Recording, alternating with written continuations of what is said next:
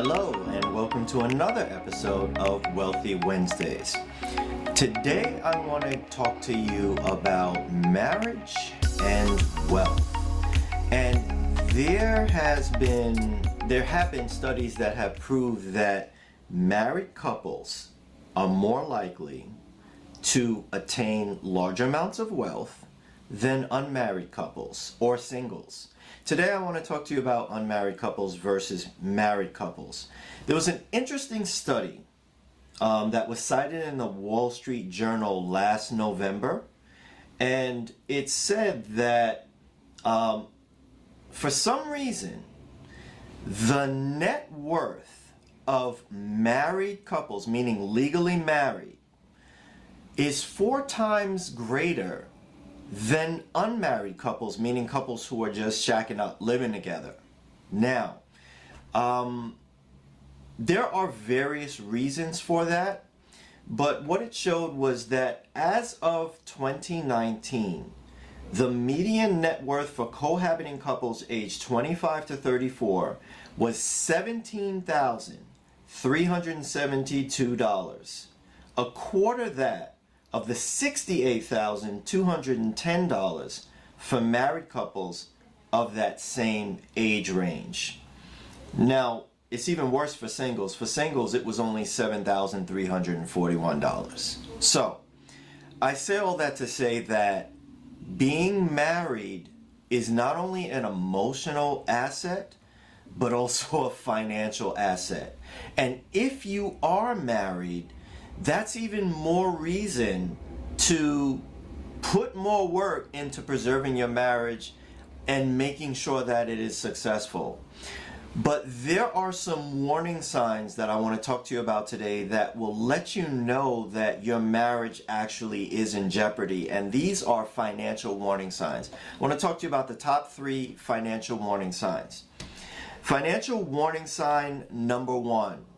You do not know your spouse's debts or income. That's a big red flag.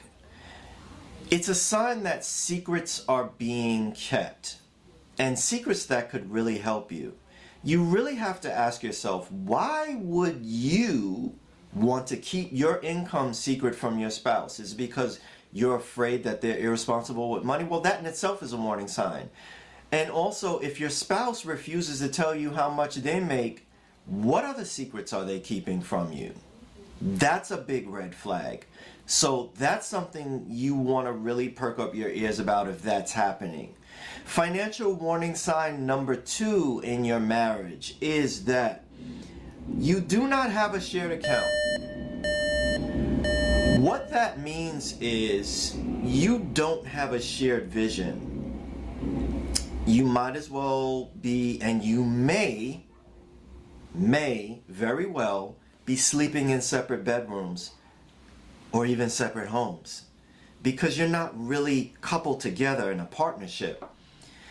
I'm not saying you have to share everything in an account, but not having a shared account is a warning sign that there is a trust issue somewhere along the way, and that's going to creep up to bite your marriage in the butt at some point as things get worse.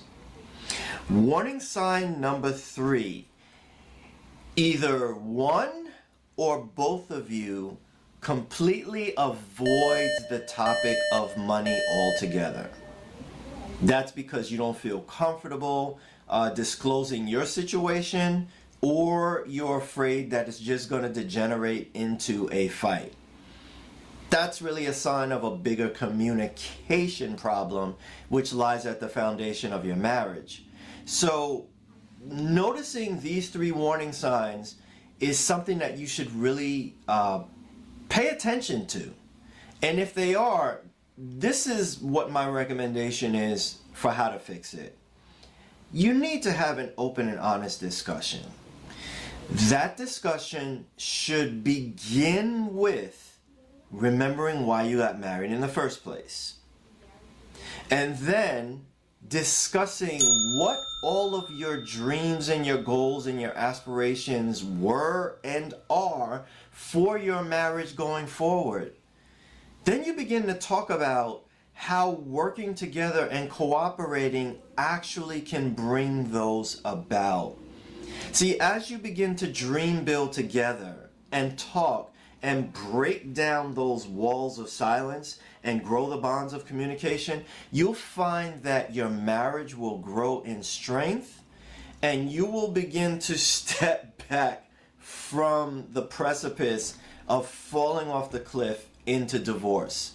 So, you want to preserve your marriage not only because you took vows to stay together, not only because it's emotionally beneficial for both of you, not only because studies have shown it's physically beneficial to stay together, but also because it's financially much more advantageous to stay together and build wealth as a couple. So, that's my words of wisdom for today's episode of Wealthy Wednesdays. I hope you have a great week, and I'll see you again next time.